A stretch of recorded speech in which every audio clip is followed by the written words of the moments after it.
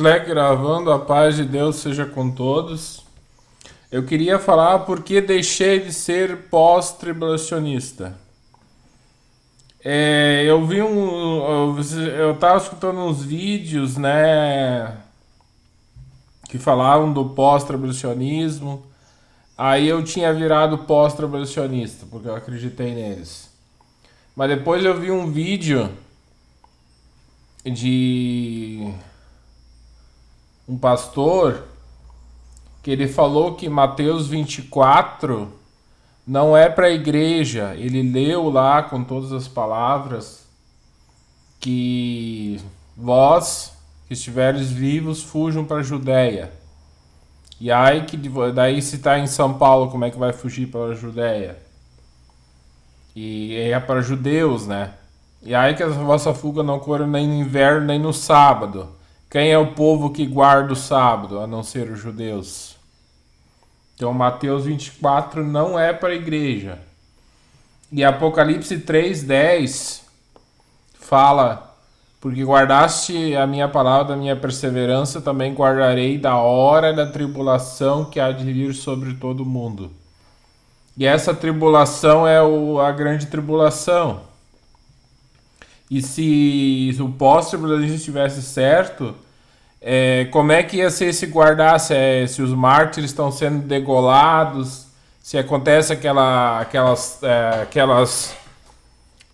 trombetas que morrem 1/3 da humanidade, 1/3 da relva é queimada, 1/3 das árvores é queimado.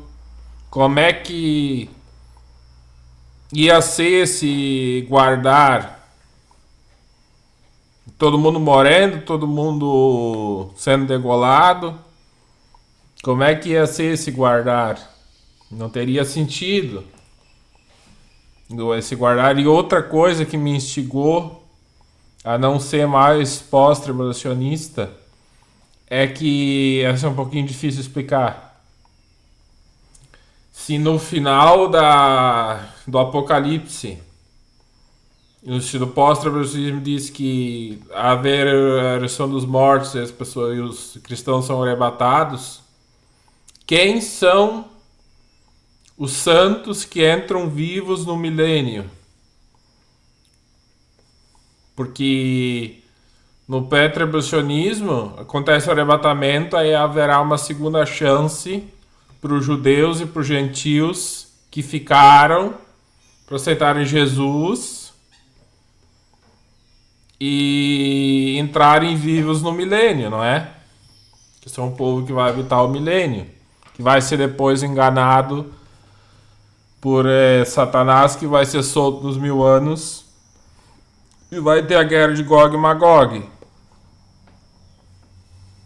Então são coisas assim que... Deixa eu ver quanto tempo tá o vídeo, 3 minutos e pouco, não tá tão comprido. São coisas assim, essas três coisas que falei. Mateus 24 é só para judeus. Apocalipse 3:10, o guardar é mesmo livrar. É livrar o povo da tribulação que há de vir sobre todo mundo. E também o final do Apocalipse, que quem são os santos que entram vivos no milênio, se o pós-tribulacionismo está certo? Além da questão que é um arrebatamento ioiô do pós-tribulacionismo, porque é arrebatado até os céus nos ares e depois volta para a terra. E não chega aí para o céu. E tem lá, acho que agora eu me esqueci a passagem de qual diz. Que diz que Jesus vai para o céu e prepara as moradas celestiais. Que aí é pros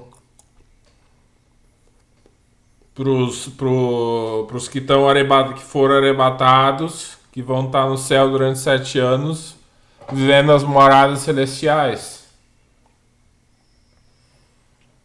Eu estarei convosco também.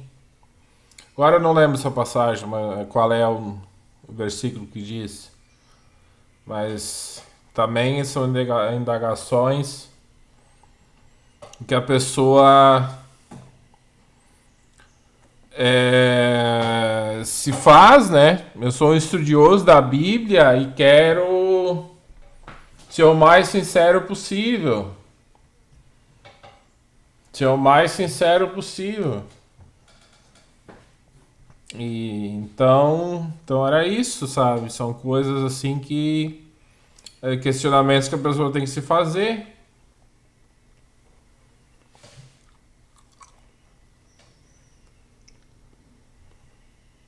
Questionamentos que a pessoa faz para si, que deixam a pulga atrás da orelha, né? Que tu não tem como ler, por exemplo, Mateus 24 e dizer que Jesus está falando da igreja por causa que ele fala de guardar o sábado, dos que guardam o sábado, e que os que vierem na Judéia fujam para os montes. Então, se está em São Paulo, vai fugir para os montes. Então, isso não tem lógica. A Bíblia, Deus poderia deixar as coisas mais explicadas de uma maneira mais simples, né? A Bíblia, mas Deus deixou de uma maneira mais complexa, que só os de coração sincero poderiam compreender. Então são coisas assim que a pessoa se indaga e torna um partido, né? Eu tenho muita esperança em 2026 que vai dar o arrebatamento, porque 2026 é ano jubileu e também é o final dos 1335 dias, que seriam anos depois de posta a abominação desoladora, no ano de 691, que foi o Domo da Rocha. Então, calculando da 2026. E além do fato que, como eu disse, vai ser ano jubileu também. Então, 2026 promete. 2026 promete muito. Tomara que seja, porque os dias são tão maus, tão difíceis. Aquela cidade, por exemplo, no Paraná, que deu aquele tornado, devastou 90% da cidade. 90% dos moradores perderam as casas. Caiu parede, foi telhado todo. Então é uma coisa assim. Não sei como é que mais gente não morreu. Acho que ficou embaixo da mesa. Acho que a mesa protegeu. Muitos falaram que ficaram debaixo das mesas e a mesa protegeu de não voar embora, né? Pá. Foi uma coisa, então os tempos são muito maus. Em toda hora, em toda parte do mundo dá uma tempestade, dá um furacão, dá uma enchente. Aquela enchente que aconteceu no Rio Grande do Sul em 2024, que inundou todas as casas ficaram debaixo da água. Então são coisas assim que tá difícil a vida, viu? Tá difícil. Não tá fácil. São tempos muito ruins que a gente tem que lidar Tomara que seja 2026 o arrebatamento. Estou cruzando os dedos. Cruzando os dedos para ser 2026. Que não tá fácil. É muita desolação. É muito dias maus que acontecem. Que a gente não tá suportando mais. Eu leio muitos comentários, né, no YouTube de vídeos que falam do arrebatamento, né? Daí tem comentários assim, tipo, tomara que seja logo porque não aguento mais ficar nesse mundo. Daí tem muitos comentários assim. Então não tá fácil, é de chorar. É de chorar.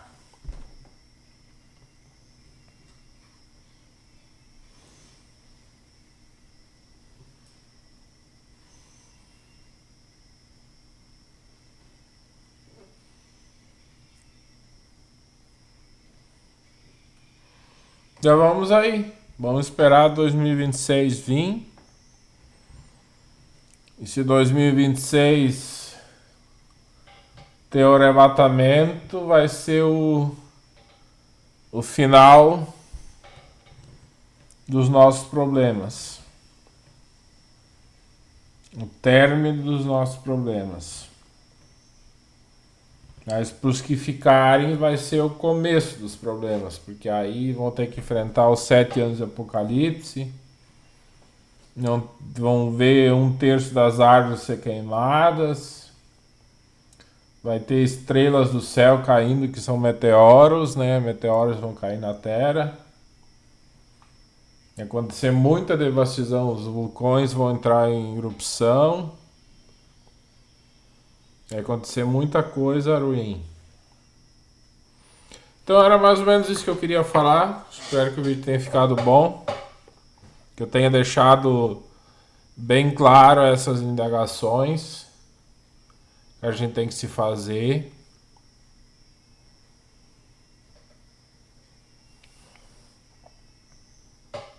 Para seguir a verdade, né?